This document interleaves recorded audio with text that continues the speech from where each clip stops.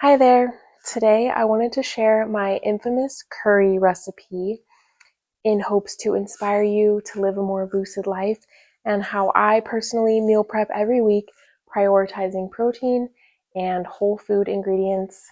So I hope you enjoy. Let's get into it. Okay, so we're gonna start by peeling and chopping up some potatoes and beets. As you can see here, I'm using Japanese sweet potatoes. I highly recommend Japanese or purple sweet potatoes. I used orange sweet potatoes once and it was significantly less good. So Japanese are the best in my opinion. So I use golden beets.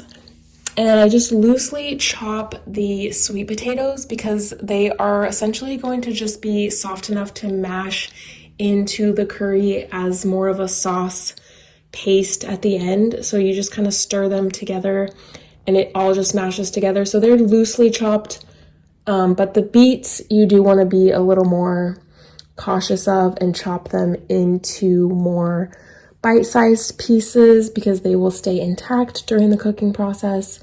So you'll see how I chop them into smaller, like diced bits.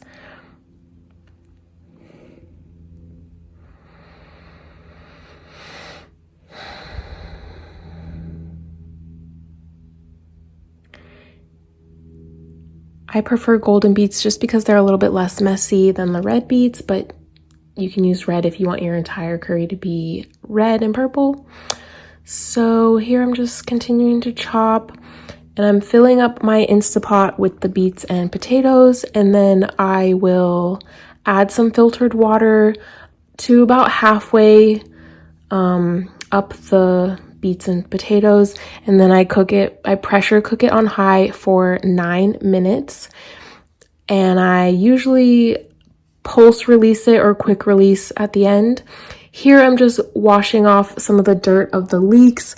I can't really be bothered to worry about a little bit of dirt, and the water, the liquid that it cooks in, we're not really going to use at the end anyway. So if there's still a little bit of dirt in your leeks, it's not that big of a deal, but you can do whatever you want. So yeah, I'm just loosely chopping the leeks, and I'm using some bok choy today, but sometimes I'll use cauliflower or some bell pepper and or just whatever vegetables. I also like it with fennel. Sometimes I use fresh fennel vegetables.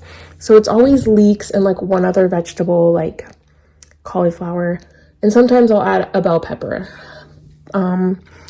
Here I'm chopping up some cilantro and putting it in a separate bowl that I'm not cooking, and it's all going to get mixed together in this bowl at the end. So I'm also adding some lemon juice, a whole lemon. So the one bag of sweet potatoes I used was about 3 pounds, and so 1 lemon for this batch and 1 bunch of cilantro chopped up. And I'm just preparing, and so I'm steaming the leeks and vegetables separately, and I add the leaves of the bok choy at the end so they don't get too cooked. And then once the sweet potatoes and beets are done, I add it to the cilantro and it kind of heats it up. Here I'm pouring the curry paste in. You can use whatever curry paste you like. I'm showing you a couple that are my favorite. I love these brands from Whole Foods. And I use some of the liquid from cooking to rinse out the curry paste so I get it all in there. And then I'm still draining some vegetable juice, just all the liquid that it cooked in. And then adding it to the mixture, veggies, sweet potatoes, beets. If I do add a bell pepper, I sort of add it at the end so it doesn't overcook with the other vegetables, because they take less time to cook. So here's some coconut cream from Sprouts. I use coconut cream without any guar gum or anything in it. It's just the coconut cream, so it's thicker. You can also use coconut butter, which is even thicker, but then you would need a little bit of the juice liquid that the vegetables have cooked in if you do it that way.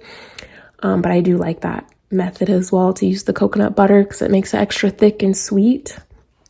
So now I'm just mixing it all together, stirring it up, and then the sweet potatoes will just kind of slowly mash in with everything into a sweet potato type of sauce. This is what it looks like if I use the purple sweet potatoes, and there's some bell pepper in this batch. So it's nice and fun purple color when you use the purple sweet potatoes. And then I'll show you how I prep some chicken. So I always get the chicken thighs because the bones are a lot easier to pull out.